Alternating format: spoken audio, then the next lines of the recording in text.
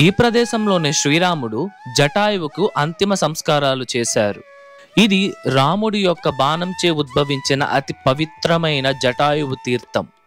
ఈ ప్రాంతంలోనే రామాంజుల వారు తన గురువైన యాదవ ప్రకాశ వారిచే మొదట వేదాలను అభ్యసించారు.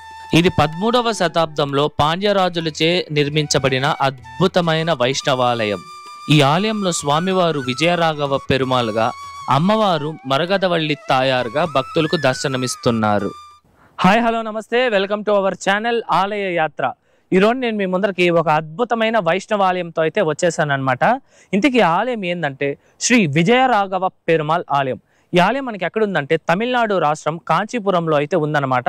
కాంచీపురం నగరం నుండి 11 కిలోమీటర్ల దూరంలో ఉన్న తిరుపుట్కుళి అనే ఒక చిన్న గ్రామంలో ఈ యొక్క ఆలయం ఉంటుంది. ఈ ఆలయం మనకి 108 దివ్య దేశాలలో కూడా ఒకటి. ఈ ఆలయానికి మనం కాంచీపురం బస్టాండ్ నుండి అనేక బస్సు సౌకర్యాలు ఉన్నాయి. ఆ బస్సు మార్గం గుండా మనం ఈ ఆలయానికి కూడా చేరుకోవచ్చు. నేను మీకు ఈ ఆలయం తాలూకా లొకేషన్ కూడా డిస్క్రిప్షన్లో ఇచ్చుంటాను, చెక్ చేయండి. వీడియోని లైక్ చేసి స్టార్ట్ చేయండి. మన ఛానల్ ఏమన్నా సబ్స్క్రైబ్ చేసుకోకుండా ఉంటే సబ్స్క్రైబ్ చేసుకోండి. రండి, ఇప్పుడు మనం ఆలయం వద్దకైతే వెళ్దాం. ఇదేనండి నేను మీకు చెప్పిన శ్రీ విజయరాఘవ పెరుమాళ్ ఆలయము. ముందుగా ఈ ఆలయం యొక్క టైమింగ్స్ విషయానికి వస్తే, ఈ ఆలయం ప్రతిరోజు ఉదయం 7:30 నుండి మధ్యాహ్నం 12:30 వరకు, తిరిగి సాయంత్రం 4:30 నుండి రాత్రి 8 వరకు అయితే భక్తులకి అందుబాటులో ఉంటుంది. రండి, ఇప్పుడు ఆలయం లోపలికి వెళ్ళి ఈ ఆలయం యొక్క పూర్తి చరిత్రను అయితే తెలుసుకుందాం. ఈ ఆలయం తాలూకా చరిత్ర రామాయణ కాలం నాటిది. చరిత్ర విషయానికి వస్తే, రాముడు, సీతాదేవి మరియు లక్ష్మణుడు అడవిలో వనవాసం చేస్తున్న సమయంలో రాముడు లక్ష్మణుడు లేని సమయం చూసి రాక్షసుల రాజైన రావణాసురుడు సీతమ్మ తల్లిని అపహరించుకొని తీసుకుని వెళ్తుండగా జటాయువు అనే పక్షి సీతమ్మను రక్షించడం కోసం తన శక్తికి మించి రావణుడితో యుద్ధం చేస్తుంది. కానీ రావణుడి యొక్క శక్తిని తట్టుకోలేకపోతుంది. అప్పుడే రావణాసురుడు కూడా జటాయువు యొక్క రెక్కలను నరికేస్తారు. ఇక నొప్పి తట్టుకోలేక అలాగే తీవ్రంగా గాయపడిన జటాయువు నేల మీద పడిపోతుంది. ఆ సమయంలోనే సీతమ్మను వెతుక్కుంటూ వస్తున్న రామలక్ష్మణులు తుది శ్వాస విడుస్తున్న జటాయువును చూసి జటాయువు వద్దకు వెళ్తారు.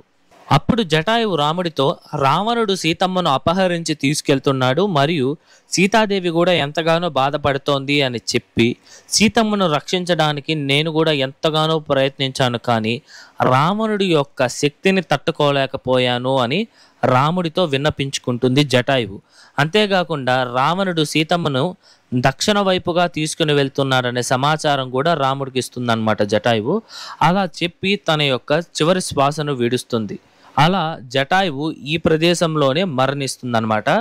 అప్పుడు శ్రీరాముడు జటాయువు చేసిన గొప్ప త్యాగానికి ఎంతగానో చలించిపోయి ఈ ప్రదేశంలోనే జటాయువుకి అంతిమ సంస్కారాలు చేస్తారు.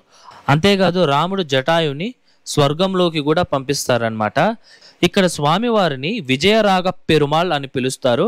స్వామివారు 4 చేతులతో దర్శనమిస్తారు. అందులో 2 చేతులు జటాయువును పట్టుకొని అంత్యక్రియలు చేస్తున్న భంగిమలో ఉండగా, మరో 2 చేతులతో స్వామివారు శంఖ చక్రాలను పెట్టుకొని ఉంటారు. సాధారణంగా ఏ రాముల వారి ఆలయంలో చూసినా సరే స్వామివారి చేతిలో బాణం ఉంటుంది. కానీ ఈ యొక్క ఆలయంలో స్వామివారి చేతిలో శంఖ చక్రాలు ఉండడం ఈ ఆలయం తాలూకా ప్రత్యేకతనైతే చెప్పుకోవచ్చు.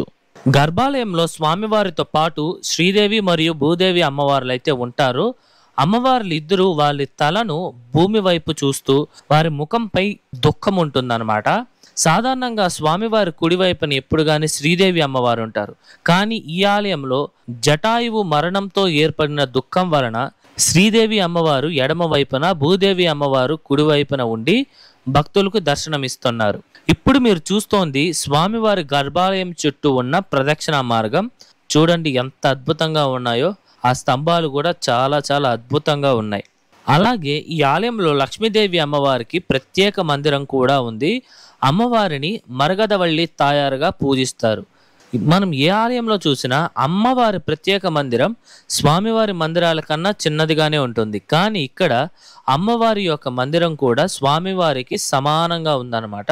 ఇప్పుడు మీరు చూస్తుంది అమ్మవారి మందిరం. చూడండి ఎంత అద్భుతంగా ఉందో.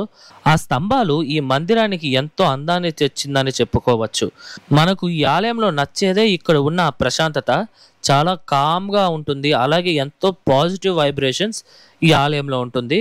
ఈ ప్రదేశాన్ని తిరుపుట్కుళి అని పిలుస్తారు. దాని అర్థం వచ్చి పుళి అంటే తమిళ్లో పక్షి అని, ఖుజి అంటే గొయ్యి అని అర్థం వస్తుంది.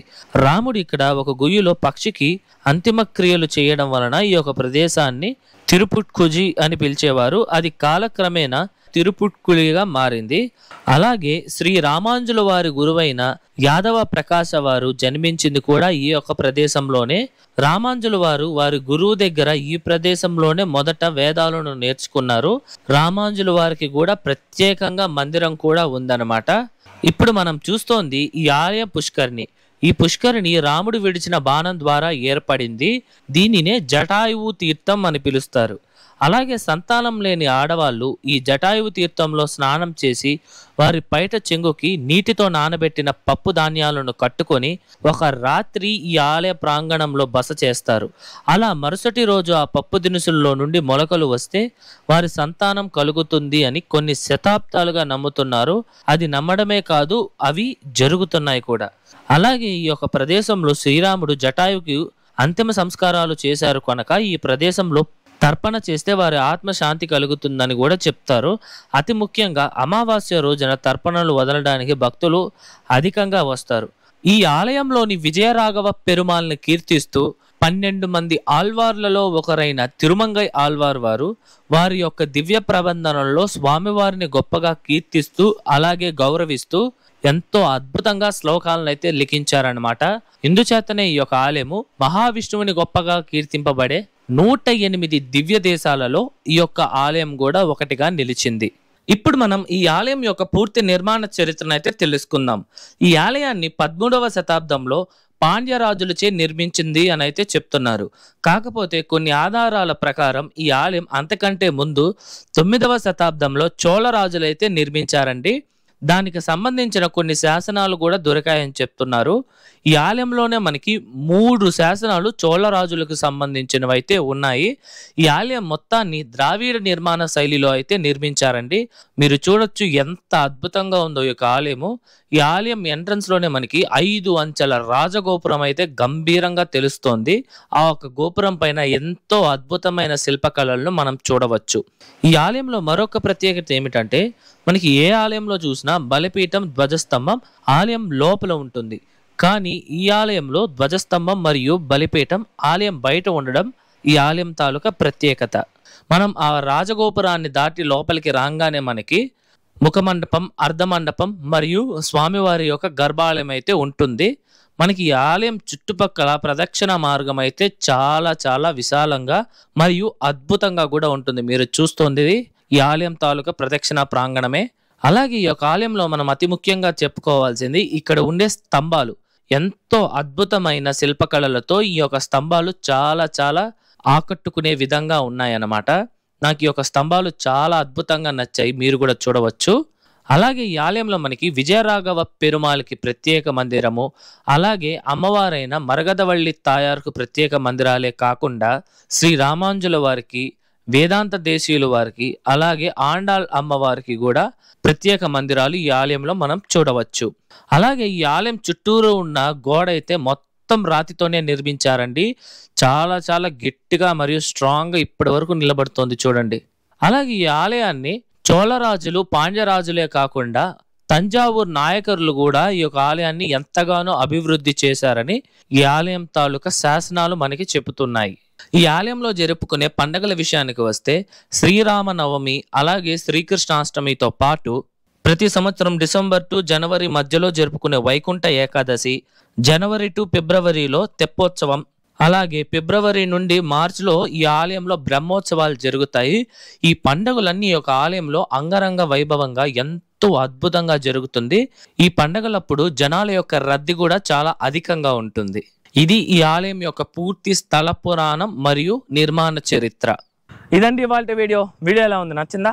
ఐ హోప్ ఈ ఆలయం తాలూకా పూర్తి చరిత్ర మీకు అర్థమయ్యేలా నేను చెప్పాను అనుకుంటున్నాను. మీకు ఎటువంటి డౌట్స్ ఉన్నా సరే కామెంట్స్లో తెలియజేయండి, నేను మీకు పక్కా రిప్లై ఇస్తాను. అలాగే ఈ వీడియోకు ముందు మన ఛానల్లో ఉత్తరమేరూరులో ఉన్న కైలాసనాథర్ ఆలయం, అలాగే వైకుంఠ పెరుమాళ్ ఆలయం వీడియోస్ ఉన్నాయి. ఈ రెండు దాదాపు 1200 సంవత్సరాల క్రితం నాటి ఆలయాలు అన్నమాట. ఆ లింక్ మీకు డిస్క్రిప్షన్లో ఇచ్చుంటాను, మర్చిపోకుండా చూడండి. చాలా అద్భుతమైన ఆలయాలు. అలాగే ఈ వీడియో ఎలా ఉంది, నచ్చిందా? నచ్చితే లైక్ చేయండి, మీ ఫ్రెండ్స్ అండ్ ఫ్యామిలీస్కి షేర్ చేయండి. మర్చిపోకుండా మన ఛానల్ని సబ్స్క్రైబ్ చేసుకోండి. మీరు సబ్స్క్రైబ్ చేసుకుంటే ఇలాంటి ఎన్నో అద్భుతమైన ఆలయాలు మన ఛానల్లో రెగ్యులర్గానే వస్తూ ఉంటాయి. ఓకేనా? మరొక మంచి వీడియోతో మీ ముందరకు వస్తా. అంతవరకు మీ శివవరప్రసాద్ సైనింగ్ ఆఫ్.